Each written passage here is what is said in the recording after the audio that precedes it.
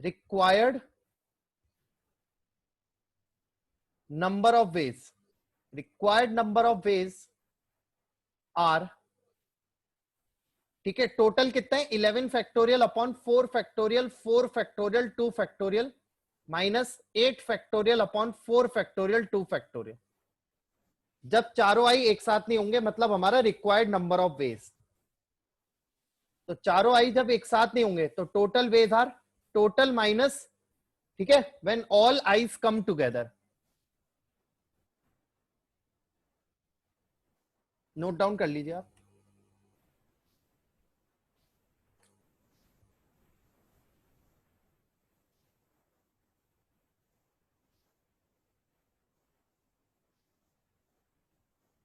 Total हमारे पास 11 थे, ठीक है। कभी आप, या फिर मैं रिपीट कर रहा हूं, कभी भी किसी चीज का नेवर निकालना है, ठीक है, इसका नेवर निकालना है, आप क्या करो, टोटल निकालो और माइनस उसके होने वाली कितने वेज होंगे।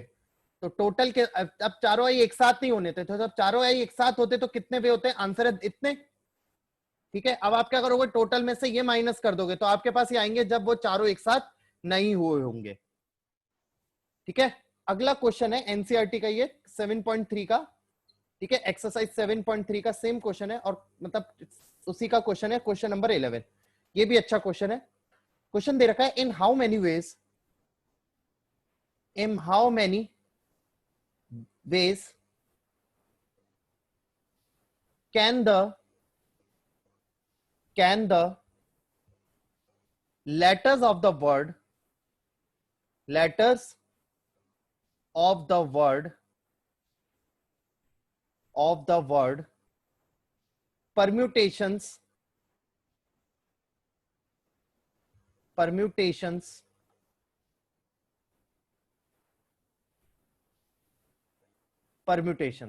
ठीक है, दे परम्यूटेशंस रखा है, be arranged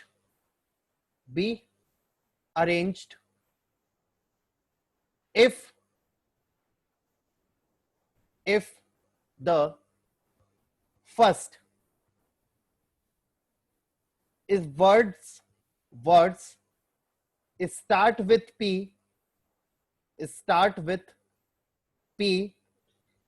and end with S, दूसरा है vowels are always together,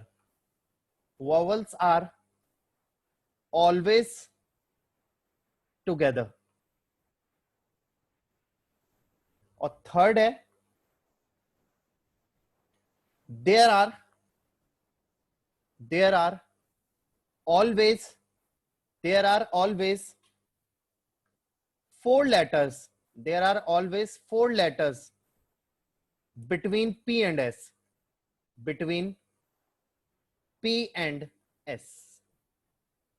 देखिए आप ये फर्स्ट टू कर सकते हैं, ठीक है, आप फर्स्ट टू ये कर सकते हैं,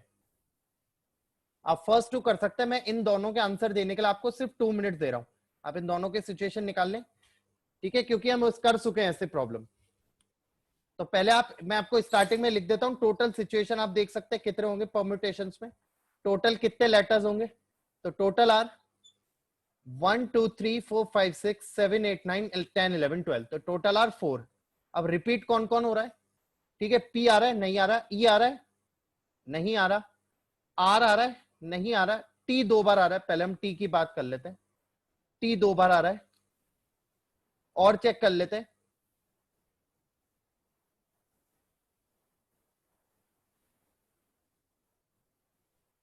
ठीक है, बस टी 2 बार आ रहा है, बाकी तो कोई नहीं आ रहा रिपीट हो रहा है, ठीक है, बस टी ही 2 बार आ रहा है। तो अब आप ट्राई कीजिए और मुझे बताइए आंसर।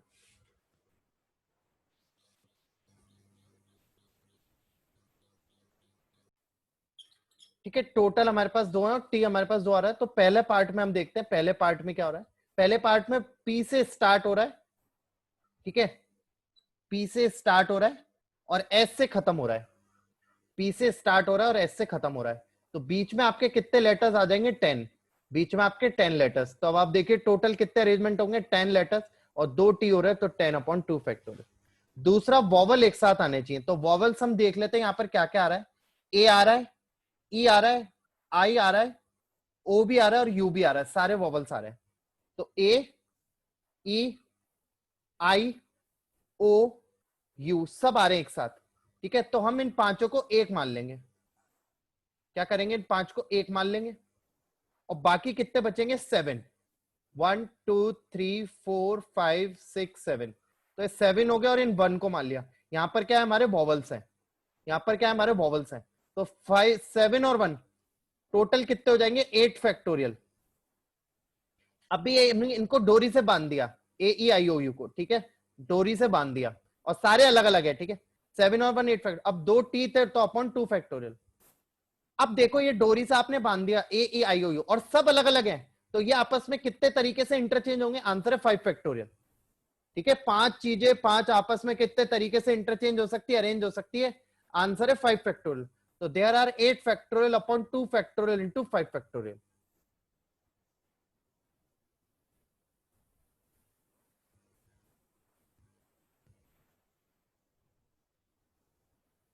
ठीक है, अब आता है थर्ड पार्ट और इंपॉर्टेंट पार्ट।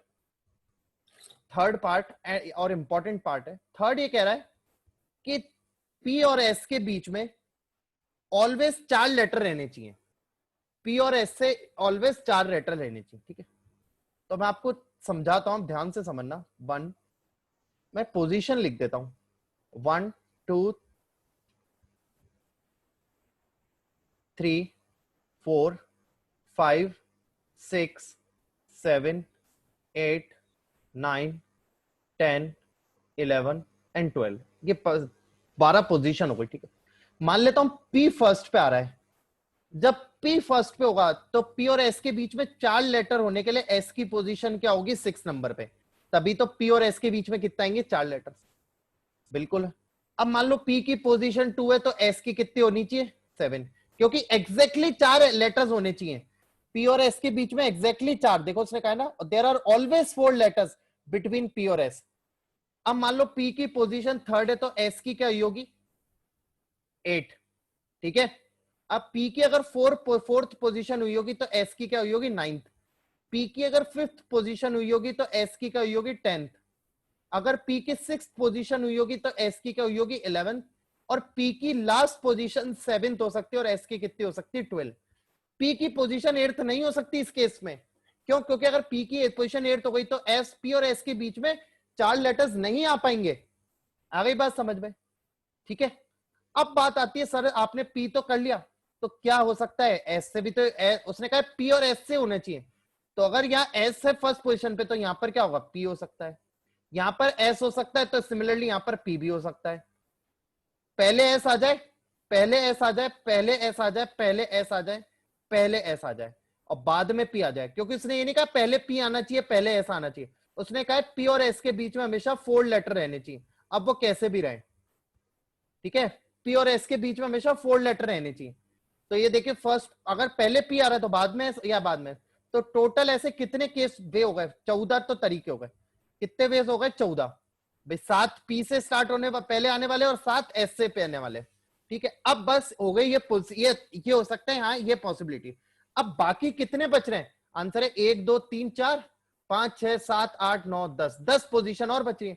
तो वो 10 आपस में कितने तरीकों से रेंज, आंसर है 10 फैक्टोरियल अपॉन 2 फैक्टोरियल। 2 किसके लिए, टी के लिए। वापस रिपीट कर रहा हूं, वो ये कह रहा था पी से स्टार्ट, पी और एस के बीच में एग्जैक्टली 4 लेटर आने चाहिए। तो हमने पोजीशन देख ली, पॉसिबिलिटी देख ली कि पी और एस के लिए पॉसिबिलिटी क्या हो सकती है। तो हमने देख लिया अगर पी पहले आ रहा है तो पी की मिनिमम मैक्सिमम, पी की सबसे पहली पोजीशन फर्स्ट हो सकती है, ठीक है। और मिनिमम पोजीशन उस केस में एस की क्या होगी, 6। और पी चलते चलते लास्ट 7 तक आ सकता है और उस केस में एस कहां चला जाएगा, 12 तक। अब जस्ट अपोजिट केस, पहले एस आ रहा हो बाद में पी आ रहा हो, तो देयर आर 7 and 7 14 वेज। अब बाकी कितने बचे, 10। वो 10 आपस में 10 तरीकों से कितने अरेंज होंगे, आंसर है 10 फैक्टोरियल। और 10 फैक्टोरियल में से 2 टी सिमिलर काइंड के, तो डिवाइड बाय 2 फैक्टोरियल।